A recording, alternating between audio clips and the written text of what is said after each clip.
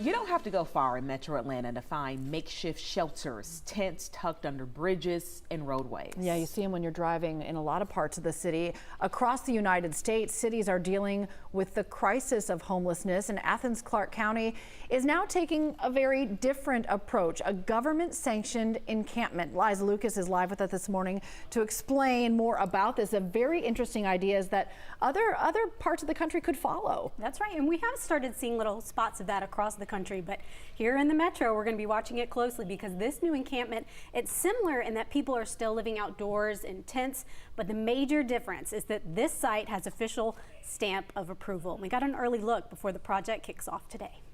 This empty field along Barber Street is being transformed, a first step to help those in nearby encampments. When you're constantly riding around and you're seeing people's on the corners or living under the bridge, when do you say that it's time to help them?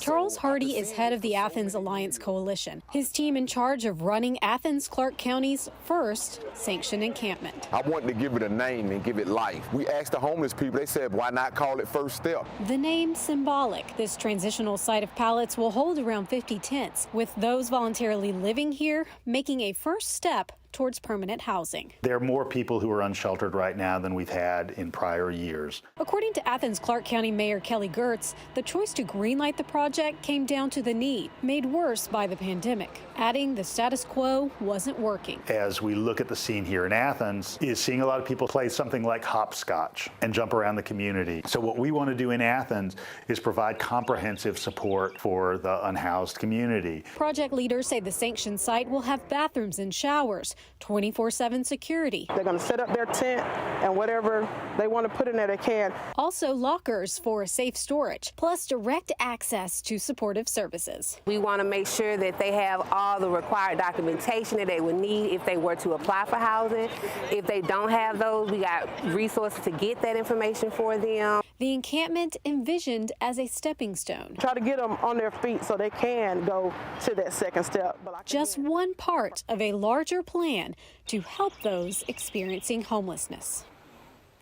Now, those I spoke with say there, of course, have been critics to the project. In fact, the National Coalition for the Homeless, they previously took a stance against sanctioned encampments in general, saying in part the issue is that by identifying a sanctioned encampment, cities by default are declaring there are unsanctioned encampments. And the organization does not believe that people who are experiencing homelessness should be involved with law enforcement while just trying to survive. Now, the mayor and the project leaders, they did reinforce to me that this is a temporary project. It does have a set timeline. And they also say that double the funding is going to go towards more permanent solutions. So expect to hear more about that. Yeah, and when you see just the innovation, you have to come up with something because the issue is so widespread. So I appreciate the efforts to just try something. The status quo was not working. No. That was the message I got. And this solution is to get to a new place, to get them to regular housing and keep them safe in the process. The first step. Yeah. All right. Liza, thanks a lot. Very interesting.